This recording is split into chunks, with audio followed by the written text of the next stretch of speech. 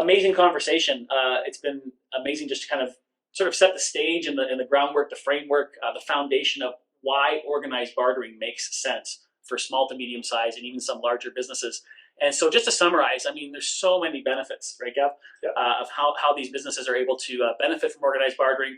They're able to get new business, brand new incremental business, new customers. It's a new revenue stream when they join a bartering system. They're able to obviously take those barter credits and utilize them to offset cash expenditures, which is a huge increase in cash flow. It's a boost to their bottom line.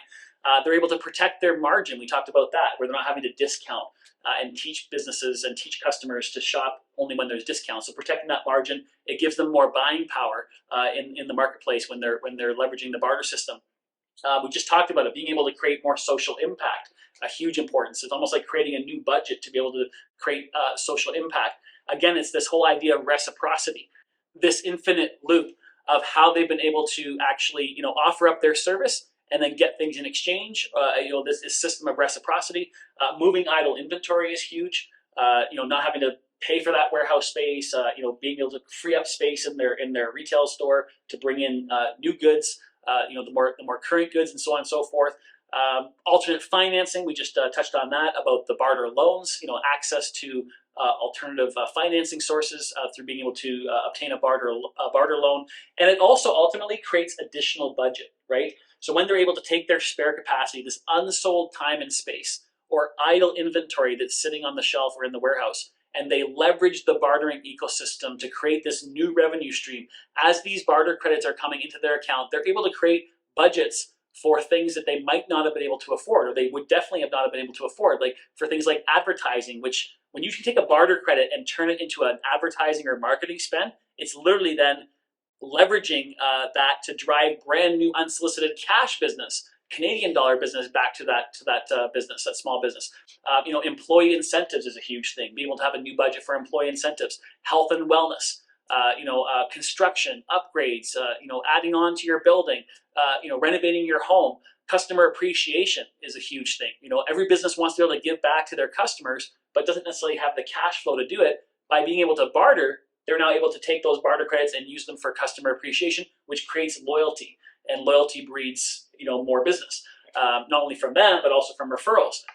There's the whole marketing side. I mean, what business wants to put out hard-earned cash for new websites or testing out new markets, new marketing strategies? It's very cost prohibitive to do that sometimes, but being able to take barter credits and test new ideas in your business is so much more cost effective and less risky when it comes to spending those dollars. And then there's consulting. I mean, there's so many professionals that we deal with, whether it is CPAs, or business consultants of some sort. One that's been popular right now, actually, in terms of an additional budget. SEO?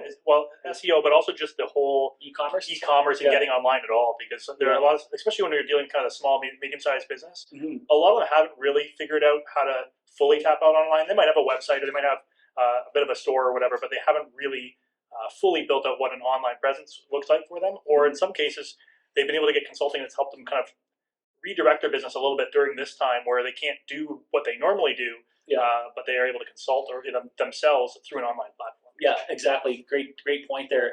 E-commerce is super, super important right now. So again, there's a myriad, there's hundreds of different ways that bartering can be worked into a business, all to their benefit. And it's an amazing opportunity for these businesses to actually leverage organized bartering to grow their business and boost their bottom line. Yeah. So I guess with that, now that we've kind of covered the kind of boring, dry part of the presentation about what barter is, we can touch on accounting and tax. Let's shift gears to accounting and tax. Good idea.